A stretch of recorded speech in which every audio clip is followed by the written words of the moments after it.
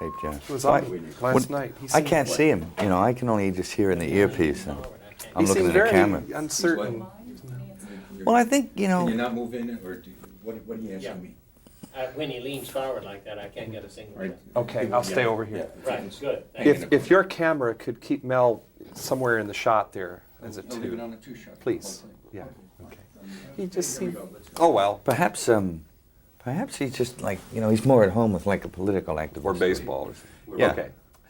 Well, heaven knows we can talk about a lot of serious and weighty issues with Hamlet and a film of Hamlet with Mel Gibson. But before some of that stuff, fight scenes. Hey, when I came to this thing, I hoped we'd have a good duel.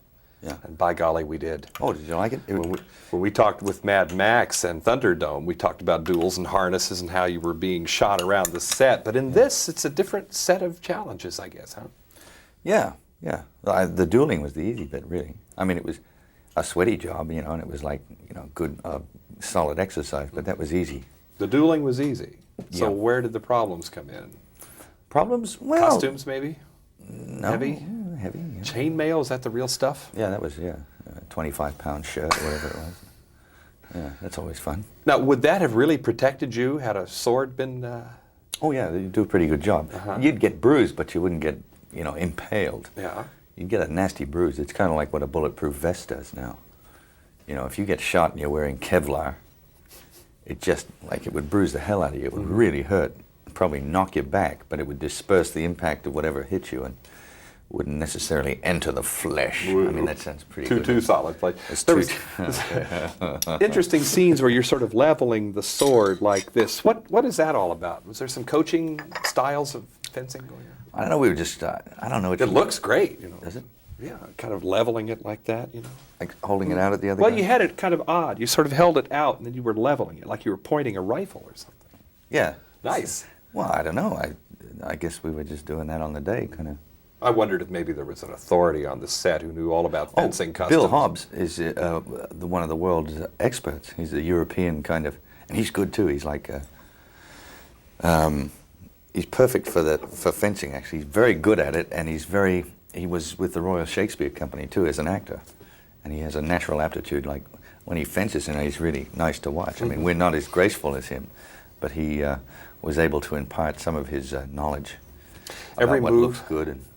Every move and gesture, though, choreographed in advance, I assume. Almost. But even with that, you can choreograph stuff. You got to make it your own, and you got to make it live. So, and the editing also helps. I mean, if you goof up, they can cut around you. So.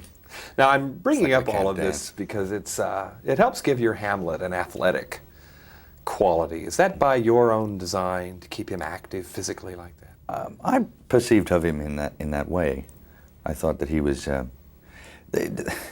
I mean, if you look at Shakespeare's verse and his rhythm of the verse, I think that the evidence there is that the guy is not still, and that he's very active in action. As in his thinking? Yeah. They call it a play about not acting, but he does.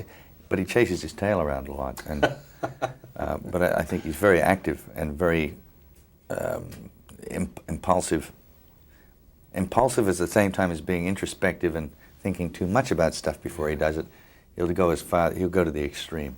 In fact, he'll act before he thinks. I mean, yeah. Now we're getting into the heavy and weighty thing, so I'll go ahead and let fly with this one. Okay. My favorite line of yours in this play is when you say, I am bounded in a nutshell, but am a king of infinite space. I'd love to hear your own explanation of that line. well, it's the he says to Rosencrantz and Guildenstern that welcome to prison, and they say, but this isn't prison, and he says, well, Denmark is a prison, and he says, no, it's your mind that makes it so. And he says, what are you, crazy? I could be bounded in a nutshell and count myself a king of infinite space. It's a lovely. Which is saying it's not the area, it's the situation. It's like what's happening to me here. But he's just messing with their heads anyway. He doesn't really, he's not really going to be that serious with these two characters. Oh, he sees through them immediately, of course. Yeah, pretty quick. Now, how long has Hamlet been on your mind? Do we have to go back to the National Institute of Dramatic Art in Sydney? No, not that far.